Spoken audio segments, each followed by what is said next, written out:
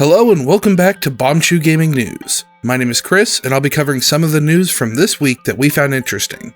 But first, a quick reminder. We're streaming multiple times a week over on twitch.tv/BombchuTV, so give us a follow over there if you can, as it helps support the channel and great content like this. Now without further ado, on with the news.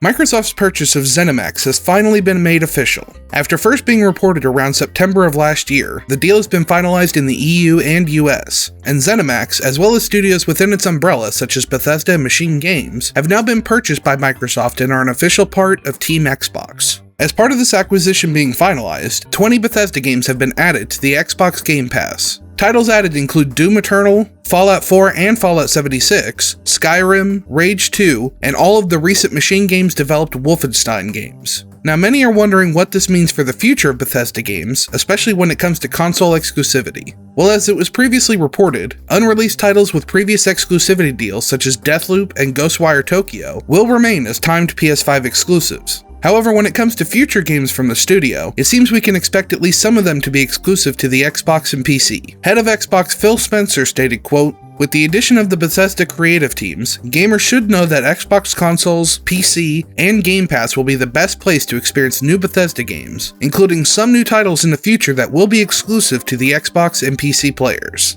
End quote. Whether this means much anticipated high-profile games like The Elder Scrolls 6 or Starfield will be Xbox and PC exclusive, or if he's referring to games further down the road remains to be seen.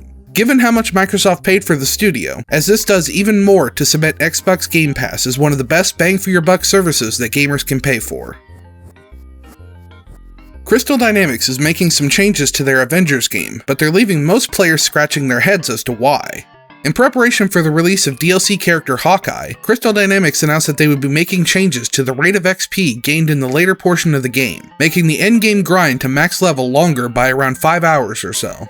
This was met with outrage from the game's dozens of remaining players, which prompted the developer to release another statement attempting to explain the change. On the Avengers game subreddit, the Crystal Dynamics developer account stated, quote, "Our initial blog was not comprehensive enough to convey what we were doing and why, so we caused confusion. We get it. So what are we doing and why? Currently, as you get to higher levels, the XP required between levels didn't scale well, but your ability to crush enemies certainly does speed up at higher levels, so you could end up leveling up 2 to 3 times per mission. The problem we were seeing and hearing was that you would immediately get more skill points than you had time to review, apply, and get used to, before embarking on your next mission and getting your next few levels."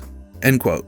While this change does end up making some sense once it's properly explained, and seems to make those rumors of the game becoming grindier in preparation of the game going free to play pretty baseless rumors, at the end of the day these changes are still baffling. The Avengers game has so many problems, and while this change is one that probably needed to happen at some point, it shouldn't be what the studio is focused on. The game is sitting at around 400 average players on Steam over the last month. The endgame has no real content for players to work towards completing, and the PlayStation exclusive character Spider-Man still has not been added to the game. These are all key issues that the studio needed to address a long time ago, and yet they're still focusing on small balance issues that aren't real problems at the end of the day, as well as microtransactions in the form of terrible character-specific battle passes, and full transactions in the form of the Hawkeye DLC. Crystal Dynamics Avengers seems to have been dead in the water for a long time now, and they're still unable to do anything to convince gamers that there are any signs of life left. While a turnaround for the game isn't impossible, it seems all but set in stone by the development team's horrible decisions, odd priorities, and lack of self-awareness when it comes to the game's core issues. And those are the headlines that caught our eye for this week. Make sure you let us know your thoughts on the news in the comments below, and we'll see you again next week. A huge shout out and thank you to Michael Slater, Blake Harms, and all of our other glorious patrons over on Patreon. Your support is what makes shows like this one possible. Thanks for watching.